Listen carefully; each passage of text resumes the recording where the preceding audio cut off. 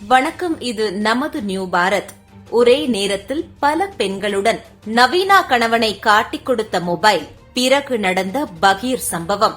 சென்னை தண்டையார்பேட்டையை சேர்ந்தவர் 30 வயதான நவீனா. இவரும் சென்னை புரசைவாக்கத்தில் அழகு நிலையம் வைத்து நடத்தி வரும் நம்பிராஜனும் கடந்த 7 ஆண்டுகளுக்கு முன்பு காதலித்து திருமணம் செய்து கொண்டனர். இவர்களுக்கு 6 வயதில் மகன் இருக்கிறார்.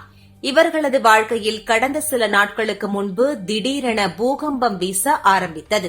அதற்கு கணவன் நம்பிராஜனின் நடவடிக்கையில் ஏற்பட்ட மாற்றமும், அதனால் மனைவி நவீனாவிற்கு ஏற்பட்ட சந்தேகமும் தான் காரணம். நம்பிராஜனுக்கும் மற்றொரு அழகு நிலையத்தில் பணிபுரிந்து வரும் கணவரை பிரிந்து வாழும் பெண்ணிற்கும் பழக்கம் ஏற்பட்டதா?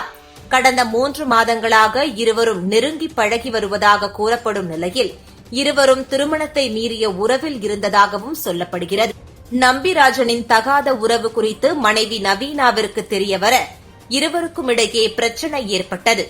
நவீனா எவ்வளவோ கண்டித்த போதும் நம்பிராஜன் தொடர்ந்து அந்த பெண்ணுடன் தகாத உறவில் இருந்ததாக கூறப்படுகிறது. கணவனின் நடத்தையில் தீரா சந்தேகம் ஏற்பட்டதை தொடர்ந்து கணவருக்கே தெரியாமல் அவரது செல்போனை சோதனை செய்ய ஆரம்பித்தார் நவீனா.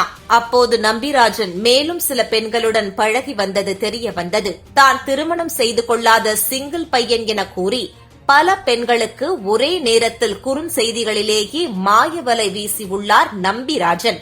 கணவனின் லீலைகள் தெரிந்ததும் அதிர்ச்சியில் உறைந்து போனார் நவீனா. பெண்கள் சகவாசத்தை நிறுத்திக் கொண்டு ஒழுங்காக வாழும்படி மனைவி வற்புறுத்தியும் நம்பிராஜன் தனது சேட்டைகளை நிறுத்திக் கொள்ளவில்லை என கூறப்படுகிறது.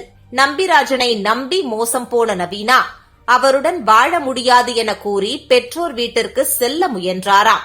ஆனால் குடும்பத்தினர் அவரை சமாதானம் செய்து கணவன் வீட்டிலேயே விட்டுவிட்டு சென்றதாக தெரிகிறது. காதல் கணவன் தன்னை ஏமாற்றியதை தாங்கிக் கொள்ள முடியாமல் மீளா துயரில் ஆழ்ந்த நவீனா வீட்டில் உள்ள மின்விசிறியில் தனது புடவையால் தூக்கிட்டு உயிரை மாய்த்துக் கொண்டார். தகவல் அறிந்து சம்பவ இடத்திற்கு சென்ற போலீசார் அவரது சடலத்தை கைப்பற்றி ஸ்டான்லி அரசு மருத்துவமனைக்கு பிரேத பரிசோதனைக்கு அனுப்பி வைத்தனர். தனது மகள் மரணத்திற்கு நம்பிராஜன் தான் காரணம் என்றும் அவரை கைது செய்ய கோரியும் நவீனாவின் தாய் பிரமிளா காசிமேடு காவல் நிலையத்தில் புகார் அளித்தார்.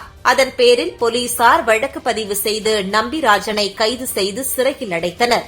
திருமணமாகி 7 ஆண்டுகளுக்குள் நவீனா தூக்கிட்டு தற்கொலை செய்து கொண்டதால் கோட்டாட்சியர் விசாரணையும் நடைபெற்று வருகிறது.